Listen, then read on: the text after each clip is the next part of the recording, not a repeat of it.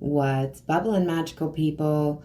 Welcome back to the Witching Hour, where we like to talk about all things witchy and magical. I'm your host, Kimmy, aka Miss Merlin, and today we are going to talk about tarot. We're going to have my good friend Tina, also known as Lady Oracle 1111, on as a guest, and we're going to pull some cards at the end of this for you too, from the most famous deck and from where it all started, the Rider Waite Smith. So stick around, it's going to get interesting.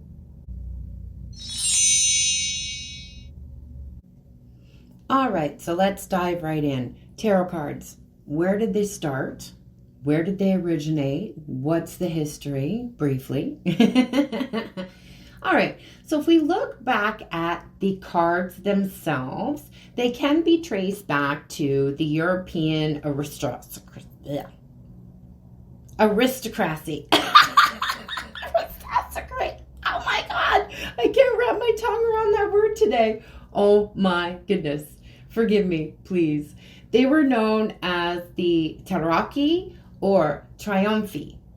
So this was in the 15th century. It was known as like a party game. And some families paid artists to paint custom sets with their family members in each major arcana role. So they were shuffled and played kind of like the playing cards that we have today. So there was the 4 suits, and each suit represented a different symbol of the medieval Europe. So there was swords and knaves or staves, and the cups, and then coins or discs. So the first one that we know of that can be traced back goes all the way back to 1781.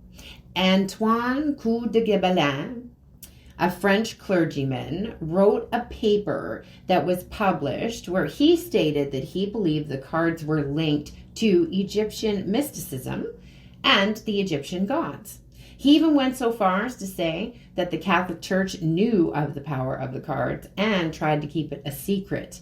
And he's not the first to say things like that, because there are rumors of a whole bunch of occult type texts and tools and things like that locked away in the basement of the Vatican. So in 1791, an occultist named Jean-Baptiste Alliot, who called himself Etalal, released the first design to be used for divination. And later, the illustrations took on a life of their own, changing it from a game into a tool of divination. We're going to talk about that right now. Rider Waite, the most famous deck ever created, and from which most of them are based upon, right? It was created in 1909 by Arthur Edward Waite. He was a British scholar and mystic. He had ties to the Hermetic Order of the Golden Dawn. The minor arcana in this deck is where the Rider Waite really broke new ground, because the illustrations on the number cards were often just simple patterns or the numbers themselves, just like on the cards that we know and play with today, right? But through the artwork of Pamela Colman Smith, they told a story and took on a new life and meaning. It became the template for most decks to follow.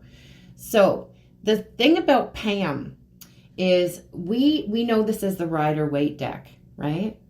It's so disgusting how so many women are kind of erased out of history, or their contributions are blurred in some way.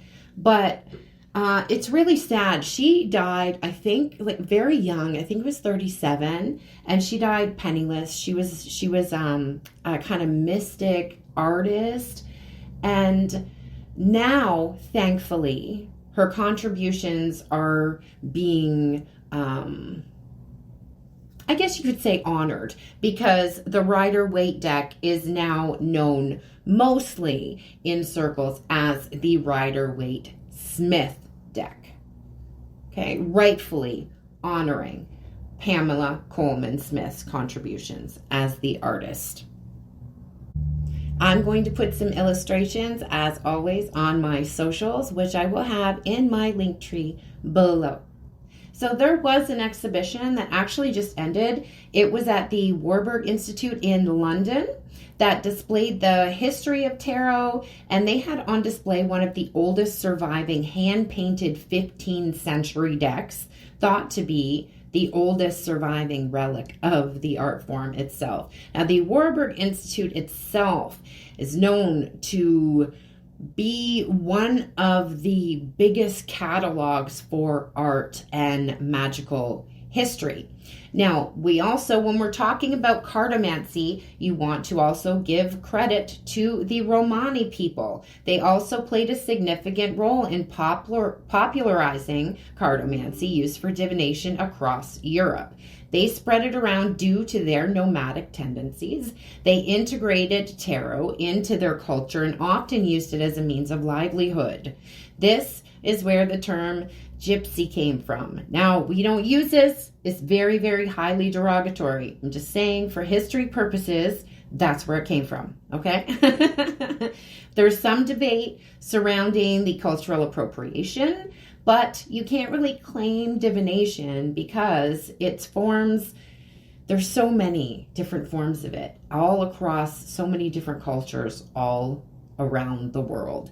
And it's in essence kind of the same thing. It's just using a tool for channeling those messages. But we do have to give them credit for spreading it across Europe.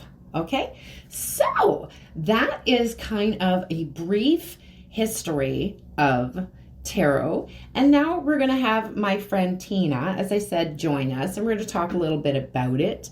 We're going to talk about how to read it and also how to channel it, because we have both also written our own oracle tarot. And she's going to talk a little bit about the Lenormand, which is the one that I'm not as familiar with. So yeah, so we'll bring her on in just a moment.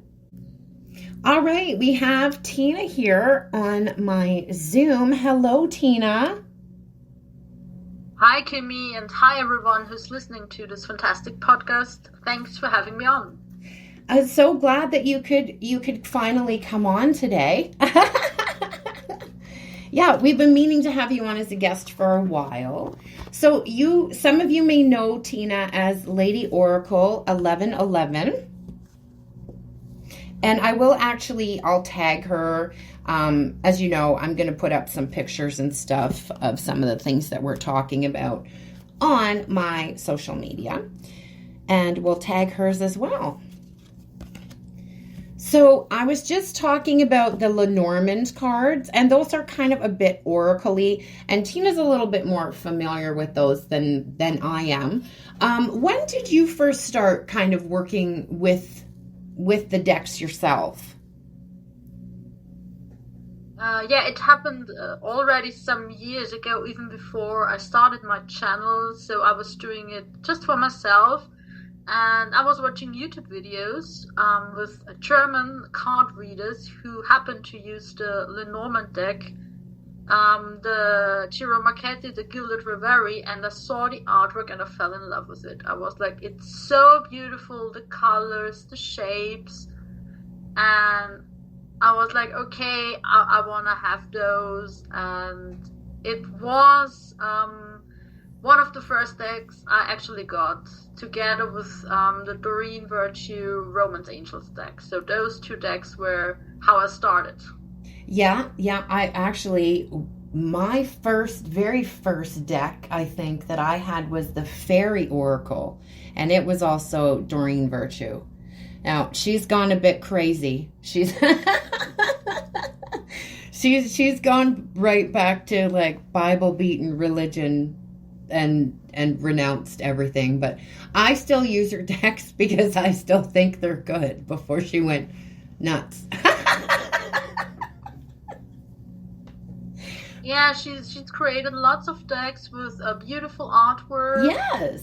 And yeah, it's just a shame because now they've gotten really expensive because she's not publishing them anymore.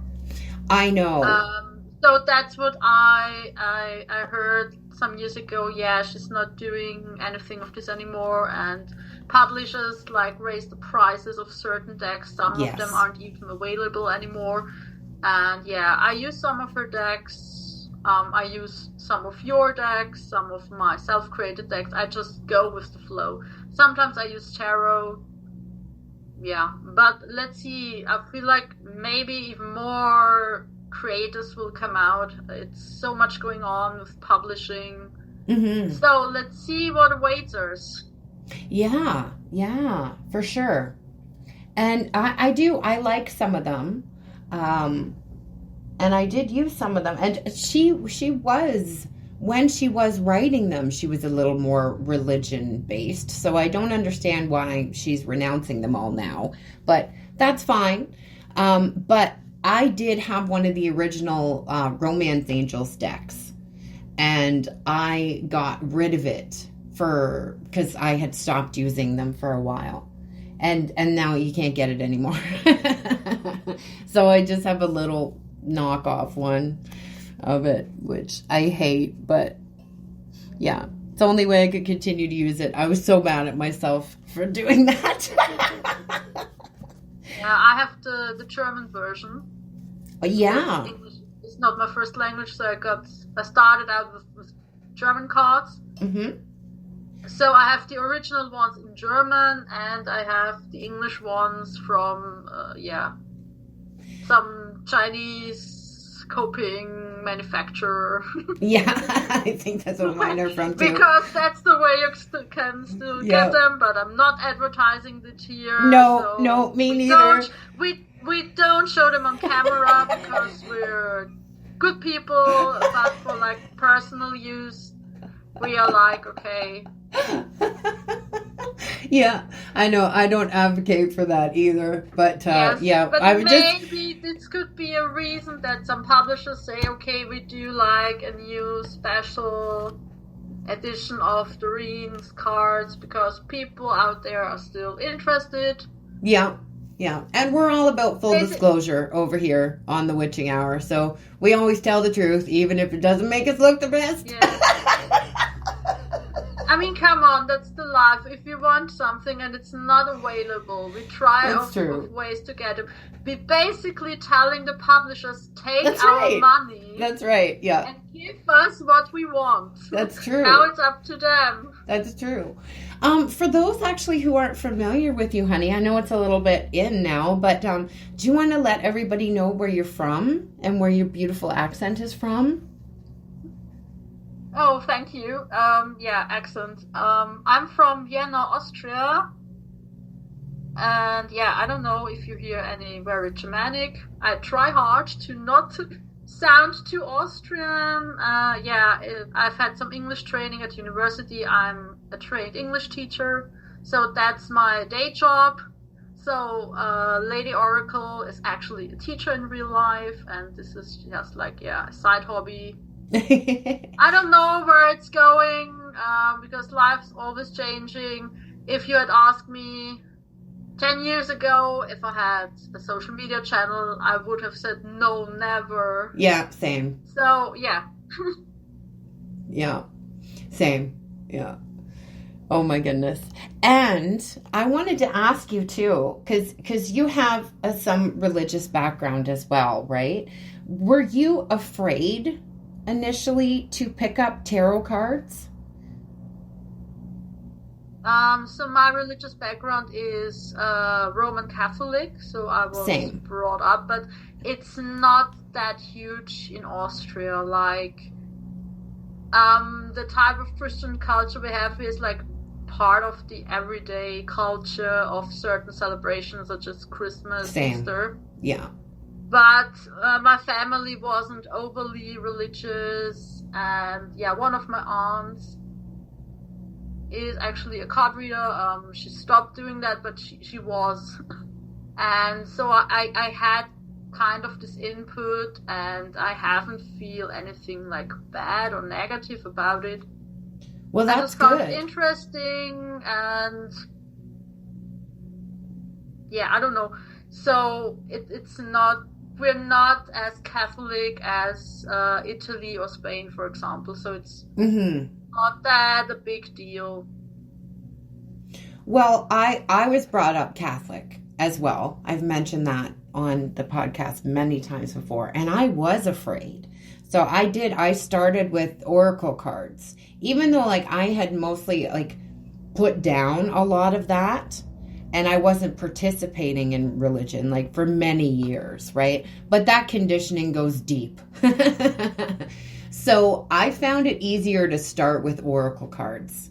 And I did that first, like angel cards and all that kind of stuff. And I worked my way up to tarot because I still had that conditioning in there that, you know, it was demonic in some way or something like that, which is interesting because there is actually way back, I was talking about this a little bit earlier at the beginning of the podcast, in the history, there was a scholar who wrote a paper, and I think it was 1781 or something like that.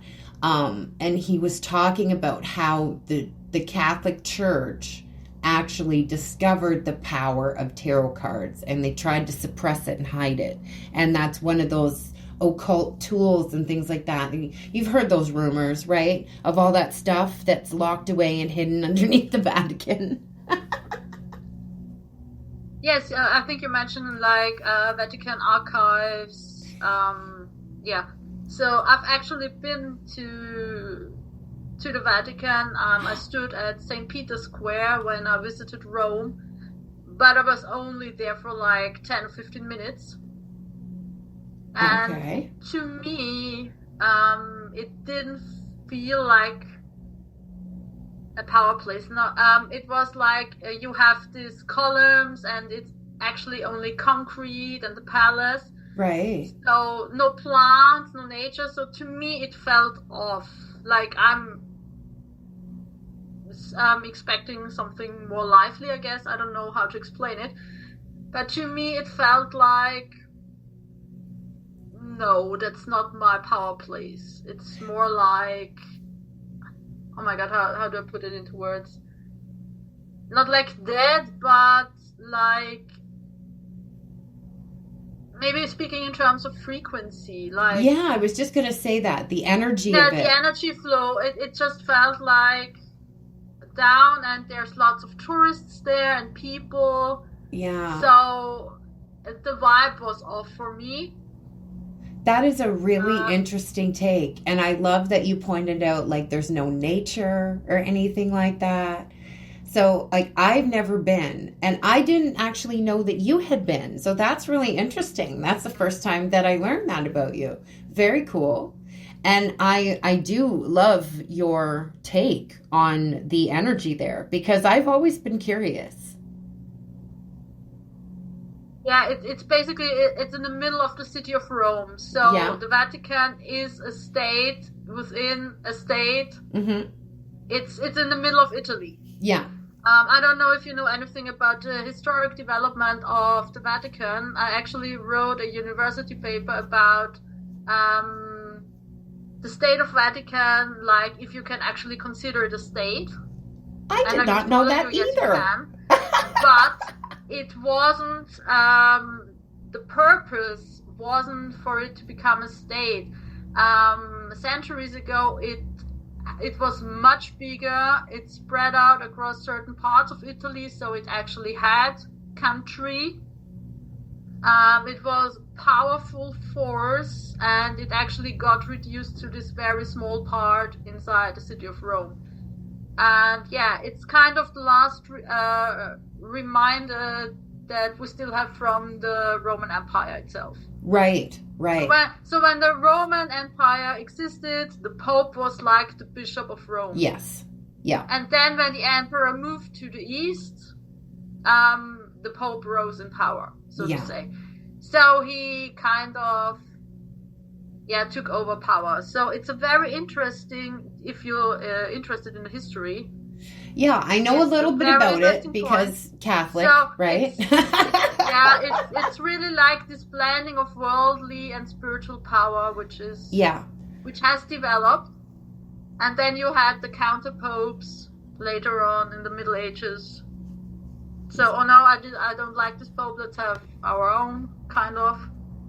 So it's very interesting.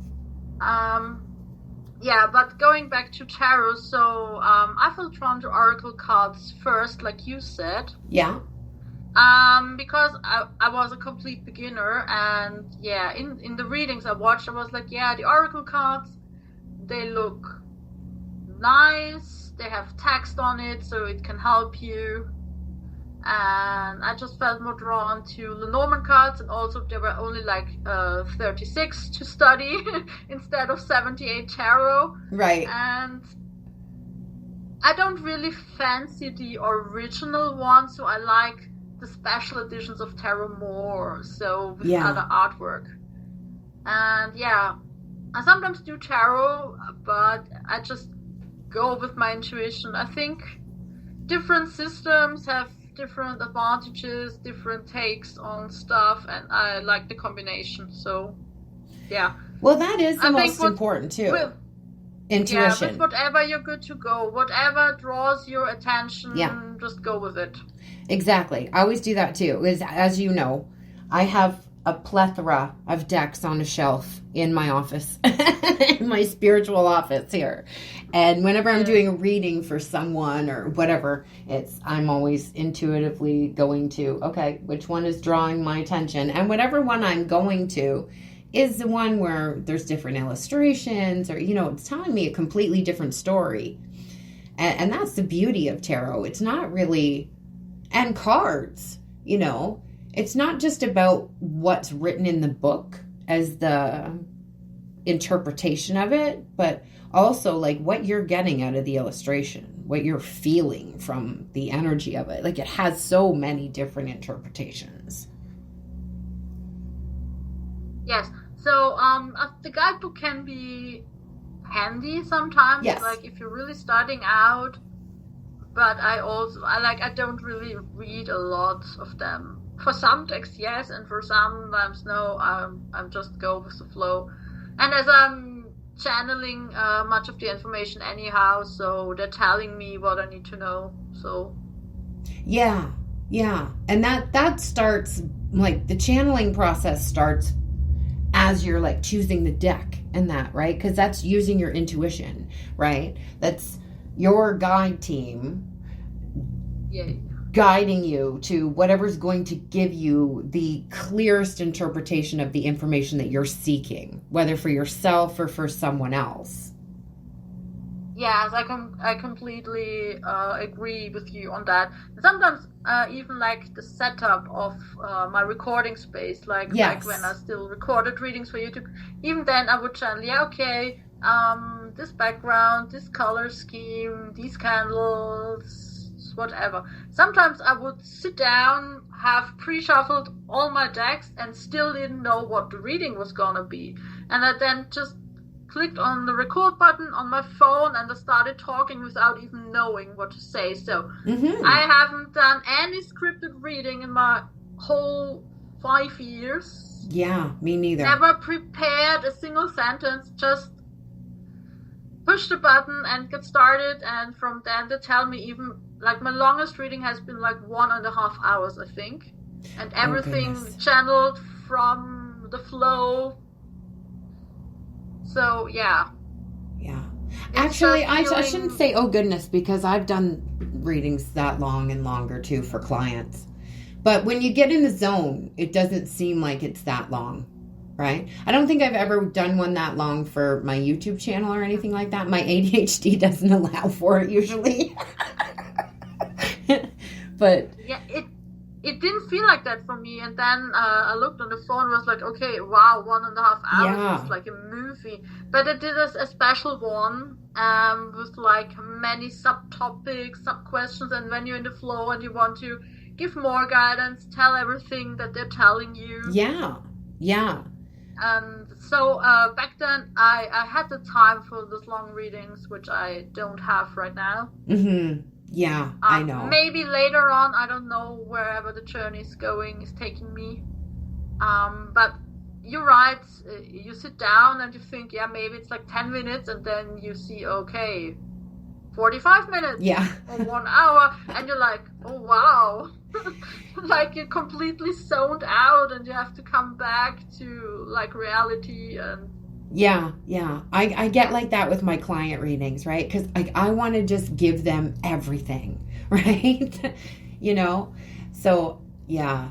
Sometimes I have to like rein it back in and be like, okay. You've been talking for a very long time now. To ask you, like, do you prefer to shuffle your cards and then like draw the first 3 from top of the deck, or are you just like let them then jump out? I like to let them jump out and fall and stuff. Sometimes I'll draw. It depends. Like if I'm doing it for this podcast, for example, I know there are some people out there who enjoy the sound of shuffling cards, but there are some people out there who are annoyed by it. So I try to either pause it and shuffle and let them fall, or I'll do it and draw and pull intuitively that way. But I mostly do let them fall.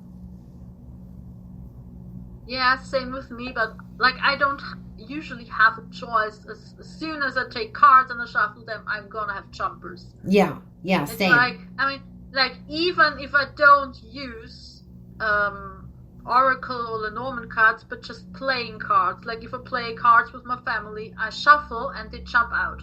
Mm-hmm. So it's me. That's the problem, kind of. And even at one complaining like, yeah, how are you shuffling? The cards are jumping out. You don't do it right, kind of, because it doesn't happen with normal people. And I was like, no, I can't tell you because, yeah, I'm the crazy witch here. I'm the spiritual card reader, so don't wonder if things around you start doing crazy things, because that's me. Yeah. And if someone says something to you like that, like that's not the right way. It's like, well, you're obviously not familiar with very many readers. No, they don't know what I'm doing, and it's okay. It's like I just laugh internally because I know it's me, and yeah. Yeah. But it's fine, and yeah.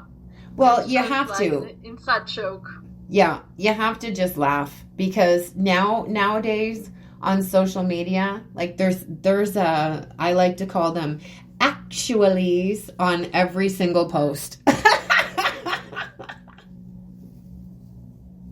Oh, every single one. There's always a actually. Do you know what I'm talking about? I'm not that much on social media anymore, but I can imagine because there's always like certain trends going on. Yeah. And yeah.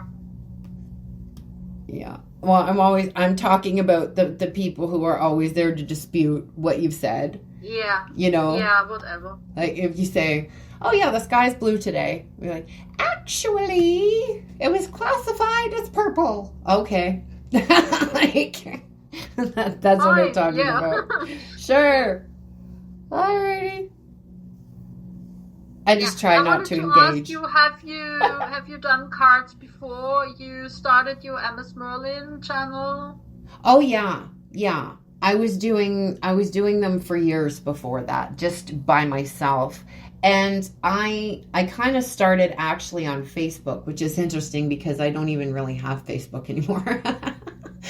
I deleted my personal Facebook years ago. And then I just started one back up. I think it was like last year, just for my business. But I did used to do Facebook Lives. That's kind of where I started. And there was a group actually in there, a Facebook group that I was a part of at the time that was like spiritual, and there was different card readers and stuff like that. And I was in there and I did lives and stuff in there too for a bit. But yeah, just on my own, I started with oracle cards and things like that. And like I said, I was afraid, a little apprehensive of the tarot at first. So it wasn't until I got into it. The first deck I ever had was the Witch's Tarot.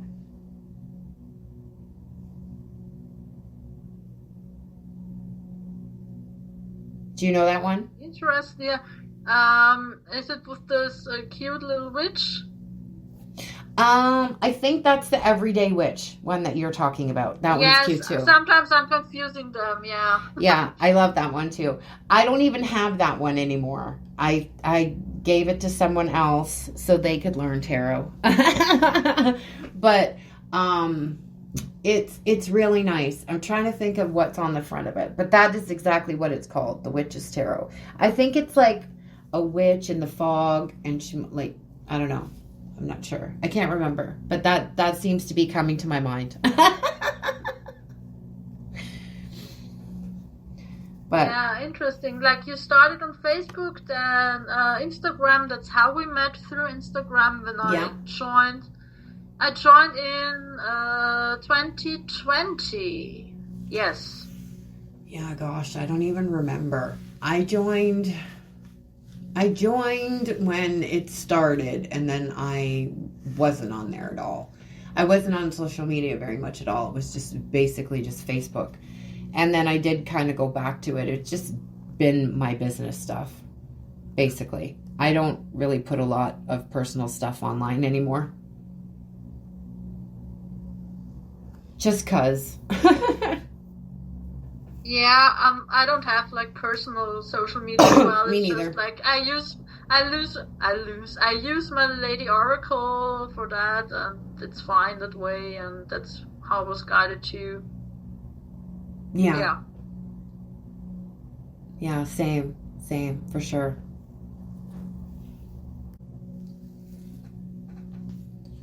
All right, so Tina, you had something you wanted to say. Yeah, I was just thinking, like, if one of our listeners now really wants to start with Oracle cards, Lenormand, or Tarot, like, which advice would you give, like, how to get started? Okay, yeah, that's a great question. I would say just pick it up. Excuse me. Just trust yourself and just pick it up. You know, again, as we kind of touched on a little bit earlier, the most important part of it is using your intuition always, right? So just go to a deck that you're drawn to. Like for me, the first Oracle deck I ever had was the Fairy deck, right? Because I've always been really drawn to the Fae and fairy energy. So that's kind of where I started. And then, of course, I'm a witch. So the Witch's Tarot seemed to be a good avenue for me there. And then I didn't so much as like look on YouTube or take any courses in it. I just kind of started doing it, you know, with the Witch's Tarot, with the book. I did learn by the meanings of the cards first, and then I did sort of after that incorporate more what I was feeling instead of what the meaning of the actual card was and what the illustration was showing me. And then I branched off to other decks, right? So different illustrations showing me different things for a different meaning. Like for example, the Knight of Cups can look completely different depending on the deck that you're using, and you can get a different energy for it rather than what's written in the book, right? So that would be what I would say. Just start doing it. How about you? Yeah, so with me, I can't remember exactly, but somehow I was browsing through YouTube and they seemed to have suggested me like readings from German readers. And I was just, yeah, okay, let's just have a look at it. Because I only knew card reading from when my aunt was doing it. So, like, personally, that was like, okay, that's on YouTube as well now. So, okay, let's just have a look at it. And then I saw the cards and fell in love with the cards. Yeah, because some of them are so beautiful. And yeah, so I got the cards and I watched the readings and I listened to the readers, and then I took some of the meanings. Okay, this card means this thing. And so by watching and doing and looking at the artwork, and yeah, sometimes I would read up in the guidebook if I didn't know anything about the card. Mm-hmm. And with tarot, it was more difficult for me because there's more cards. Yeah. Some cards were easy, and with others, I like, okay. But then the more I worked, the more my channeling developed, and so yeah. They even said, yeah, don't worry, you don't need to know the tarot cards because we're telling you what it means in this special context. And yeah, I was scared when I was recording a YouTube reading, YouTube or Instagram, and I haven't used tarot cards on videos before. Right. And they told me, no, you're going to use tarot today. And I was terrified. I was like no, don't worry. We'll have you. We'll tell you. And I was like, yeah, okay. And then I did it, and it was okay. But yeah, it's still like 78 cards sounds like a lot. It's intimidating. But, yeah. Yeah, and I'm like, okay, but nobody's gonna quiz me. No one's gonna call me at 3 a.m. in night and ask me, what does the Seven of Cups mean? So I was like, yeah, I can relax. I just tell what is important here in this special reading. Yeah. Well, it's intimidating too because like I touched on a little bit earlier, you have those actually people, right? That would be like, that is not what that card means according to the book. Okay. But I'm an intuitive reader. I personally haven't had anybody do that to me, but I could just see it happening with those actually people. I mean, maybe the blessing is because I'm such a small account on YouTube that no one ever kind of posts like this, so I'm too unimportant. Oh, no, don't say that. I don't know.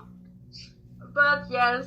Yeah, I feel like, yay, if you want a reader that goes strictly from the book, that's fine. There are people out there that might do that. Yeah.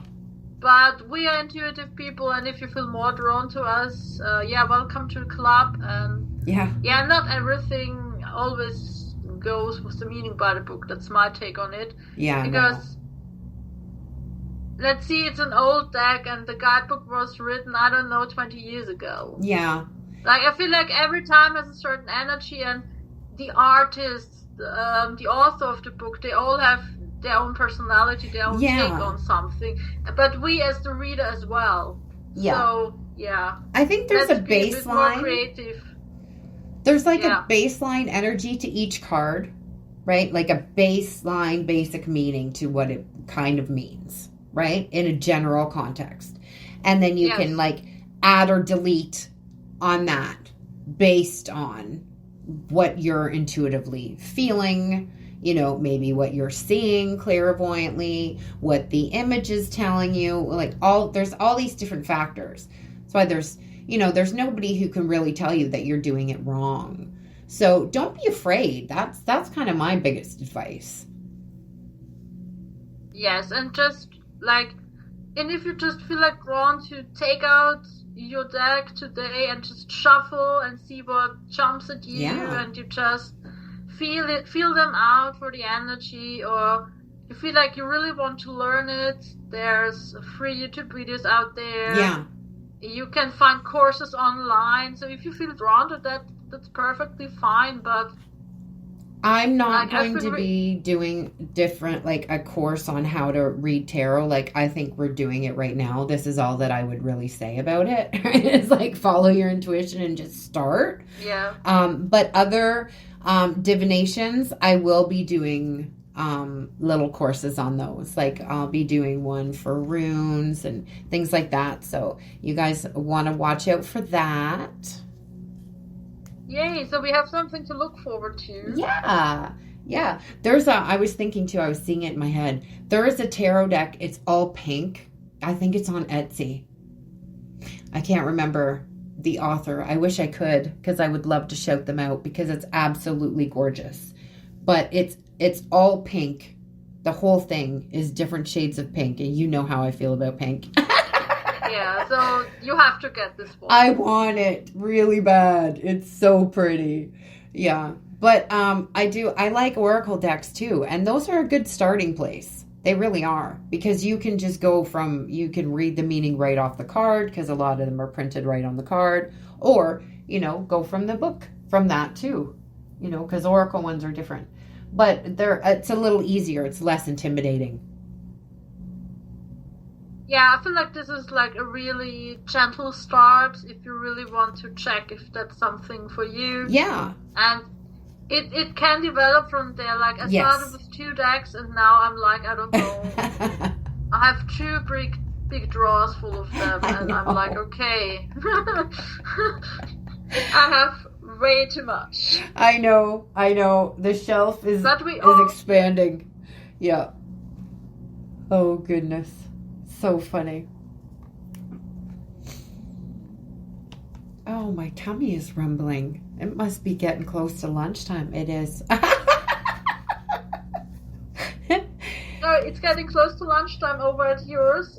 For me, it's like dinner time soon. Oh, yes, that's true. Yes, because there's a time difference. I guess we have the time difference. Yeah. That's fun. Yeah, I'm just looking at over at my shelf right now. We are going to pull some cards from the Rider Waite. Have you got a special deck in mind? Well, I'm going to pull from the Rider Waite. The classic one. Yes, because that's the one we were kind of discussing, right? This is the one that started it all. Although it is very said that it does go back to the Egyptians, right? So older than strictly just the ones that we spoke of today. So I'm making the shuffling sound. Sorry for anyone who's annoyed by it. I apologize. I didn't even think to pause it first. There, we had one flip out. Oh, okay, I like that. So the first one we got, this is the holographic one too, isn't it pretty? Yeah, nobody can see it, but I can. I have the privilege to see it. Yeah, Tina can see it. Yeah. Guys, it's so cool. The holographic tarot. Maybe another deck recommendation. Yeah. Holographic tarot. So if you like the effects. Yeah. This is the holographic Rider Waite. I'm going to actually, like I said, I'm going to have some pictures on my social media. And if you guys wanted to book a personal reading with me on my social media, you're going to find all my services and pricing. On TikTok, it's in the pinned videos, and on Instagram, it's in the highlights. All right, so you can hit me up there or email me. All links will be in my link tree. So the first one that we got is the 6 of Wands. So that's a card of victory. So whoever is listening this far, thank you. But there's a period of, like, I just heard, I really don't like Charlie Sheen at all. I think he's a disgusting human being. But I just heard winning. Okay, so there's this like period of winning coming in for you. Okay, victory. And the 6 of Wands, the way it's depicted on the card, is that when the soldier comes back from war and takes that period of rest, usually the 4 of Swords card, right? The period of rest. Then they have a victory parade. And the 6 of Wands is the victory parade, right? So that's awesome. Also, in this particular depiction, it's a white horse. So white to me is purity, right? Starting over, a fresh slate, if you will. Right? So, yeah, I feel like the battle's over. And then I just heard, oh my gosh, Florence. Oh, the dark days are over. Florence and the Machine. You know that song? The dark days are over. That one. Anyway, so the dark days are over. And I just split the deck a little bit. I just pulled off the top there, and we have the 10 of Cups. Wow. beautiful. So emotional fulfillment. Yes. Yeah.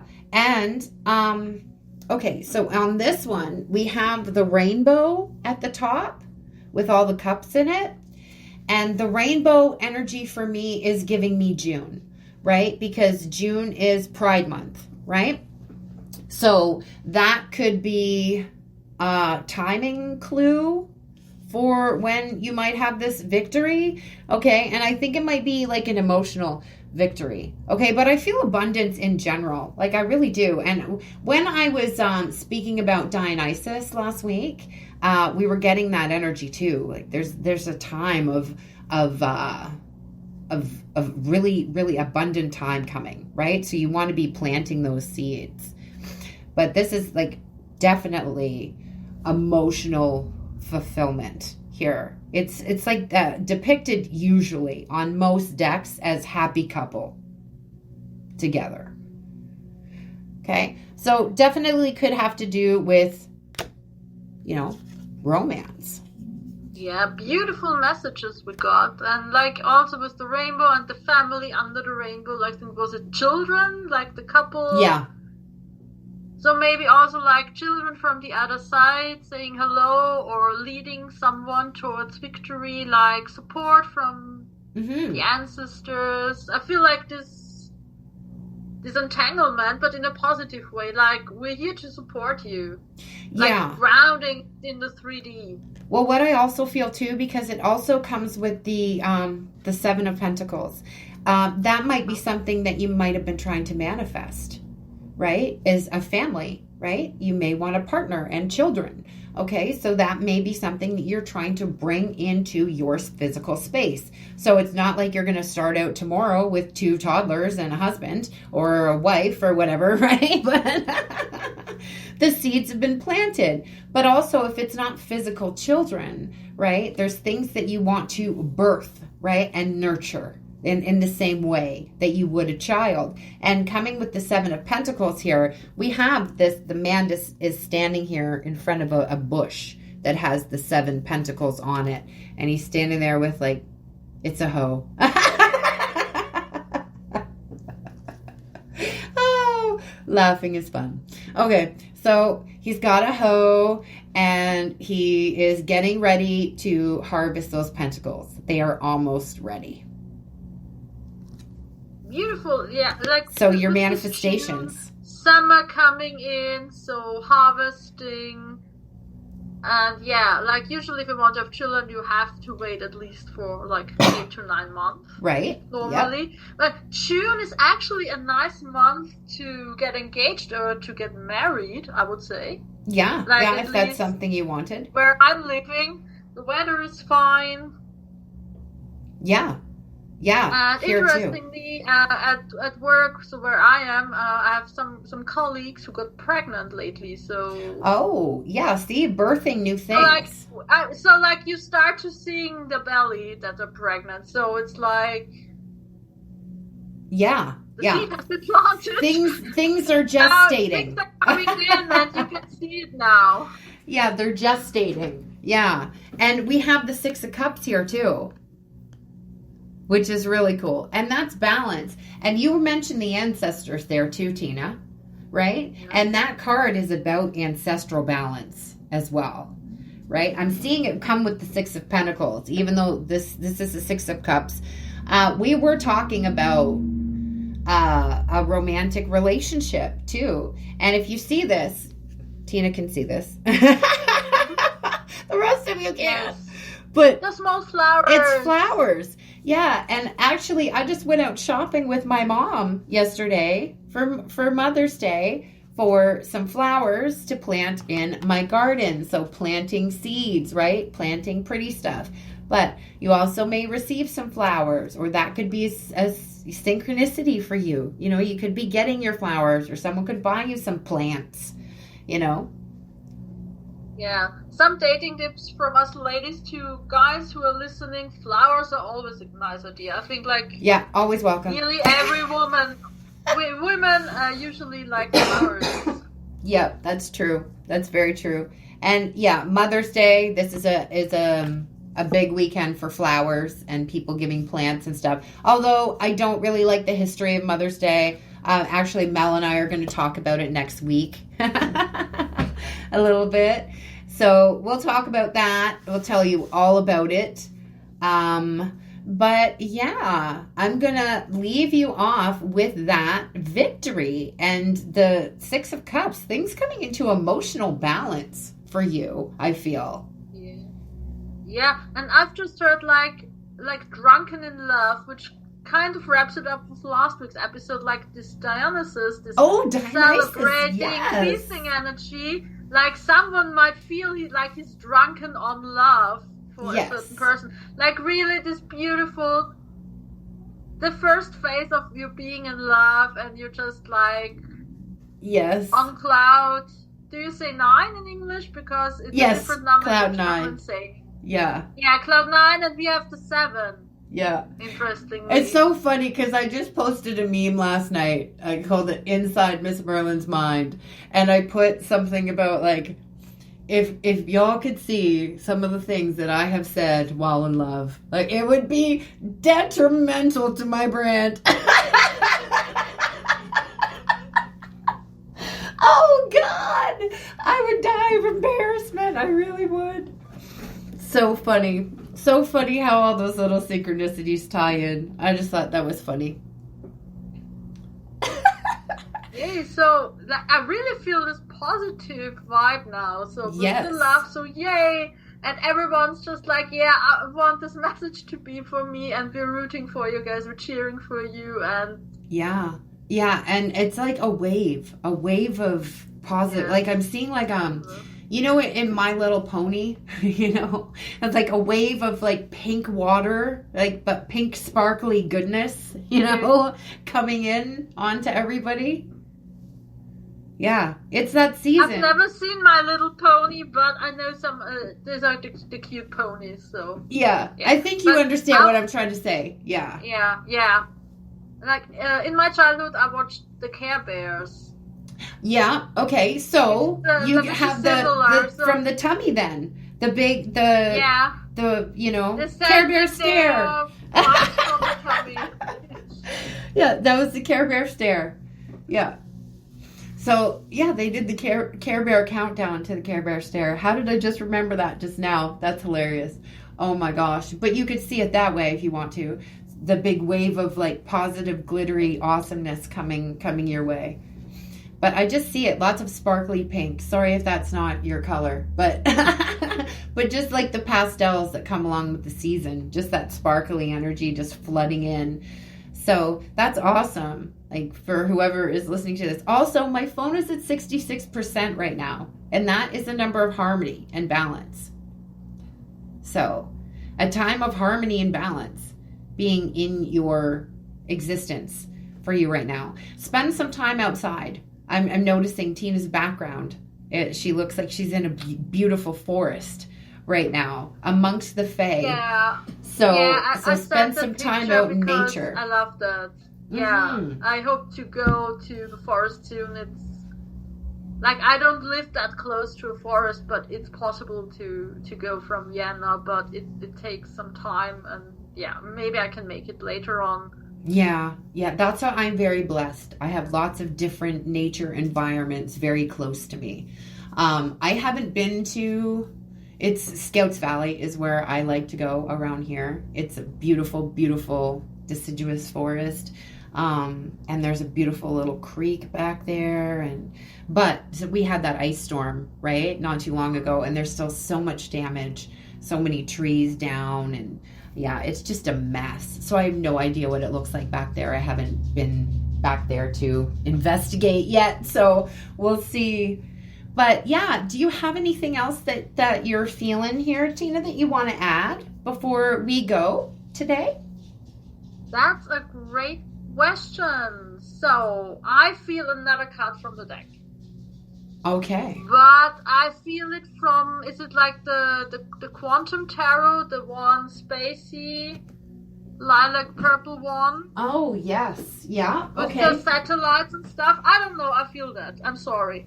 No, don't apologize. It's okay. If that's the one you're intuitively feeling and seeing in your mind, then we'll grab it because it's right here on the shelf. So I have And the it word in I my just heard, I'm hands. not allowed to say here because it's gonna be broadcast. It starts with a P and ends with the pink.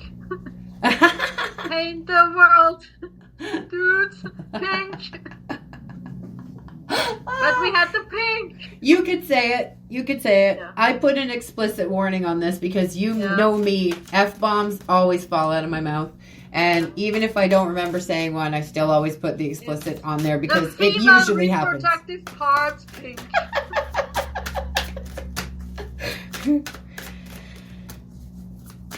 Okay, let's see. We got the Quantum Tarot. I'm feeling it coming. So this is by Kay Stopforth and Chris Butler. This is the one that I'm using right now. Quantum Tarot version 2.0. So, I just saw that, version 2.0. So rebirth energy coming through, right? And I was getting that. I was kind of meditating a bit with Hel, who is the Norse goddess who runs the underworld, right? She's the queen of the underworld. So that death and rebirth energy. But that was also what we were talking about with Dionysus last week too. Yeah. So that's really interesting. But you know what fell out here? Is the Ten of Cups. And we had the Ten of Cups in the other deck. Yes. So this, because this is so cosmic-y and stuff, I think that the emotional connection we may be discussing in this reading could be cosmic, could feel cosmic, right? Also, can you see that there, Tina? That looks like Saturn. Yeah, rainbow vortex, like. Yeah, and it looks like Saturn too.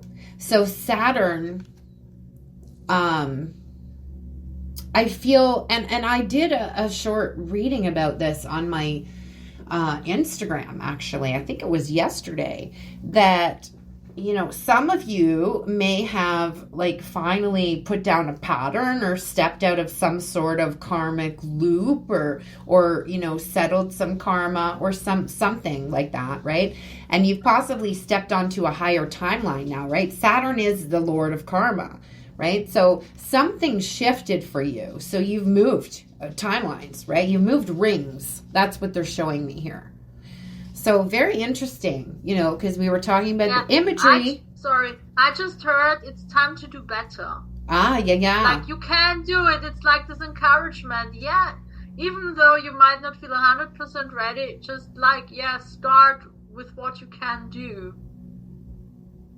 That's just what I heard. So, yeah. Like, step towards love. You don't always have to be afraid, even if it feels scary. Oh, like, wow. Yeah. There's nothing to lose. Like, Saturn is this it has a very certain vibe to me. Like, for me, it feels very rounded, masculine. Heavy. Like Hades energy. Yes. But he's like, he wants love too, like with Persephone, and he's like, I'm gonna make it happen. It's interesting you just brought up Hades because I was talking about Hel. And she is also the queen of the underworld, right? And Hades is king of the underworld in the Greek pantheon. So interesting that all that energy is still that coming through. And also noting Pluto, which is the planet of death and rebirth, the underworld, all of those energies just went retrograde on the 4th of May. So we're going to talk about that I didn't know that. Yeah, okay. It did. So we're going to talk about that a little bit more with Mel next week when we talk about the astrology and Mother's Day and all that kind of stuff. But yeah, it started its retrograde on the 4th. It's in retrograde until I think mid-October-ish. I'll give you the exact dates next week. But it's making all of us look at that energy, and we're really going through that death and rebirth right now. I'm getting a lot of ringing in my left ear at the moment. So a lot of upgrades, a lot of downloads. So you might have been really feeling like you've been really going through it, especially through the winter. in that time of hibernation and being in your own space, brought on a lot of reflecting and things, I think, in preparation for what's happening right now. Yeah, and with this Pluto retrograde stuff, what I'm feeling here is like a power boost for the masculine if they are willing to let them be helped. Right, and that doesn't have to be about gender. I feel this grounded, like King of Pentacles energy. Yeah. As well with this Pluto, like lay the foundations, be a man. Find your balls, grab them in a positive way. Yeah, like you need to grab your balls first before she can grab you by the balls. And that could also be metaphorical balls too, because right, because it's not about gender, right? Because we all have masculine and feminine energy within us, right? Also, so like as a feminine, if you want to change the way you're presenting yourself to the world, if you want to become more grounded, right? Yeah, being more balanced within your own masculine and feminine energy too, right? Yes. The balance of that. Your lower chakras is your masculine energy, so your protection, your action, all of that, right? In balance with the intuition and the heart space. So that's incredibly important, and that's what the whole death and rebirth process, I think, is all about. So really awesome messages coming through today while we talked about tarot. I want to thank Tina so much for being here. Thanks for having me on, and looking forward to listen to your next episode. Yeah, and we'll definitely have to have you back again if you want to come back and visit us another time. Absolutely, I would love to. Awesome. Because it's been fun. I think we got some really great messages for everyone who's listening. Yes, absolutely. Yeah, appreciate it so much. And I appreciate you guys so much, as you know. So, again, all links will be below if you want to find me for my social media or for services or anything like that. You don't have to be sitting in front of me. All I need to be doing is connecting to your energy. All right, guys, I love you so much. I'll see you next week. And until we meet again, as within, so without, stay magical, my friends. Bye.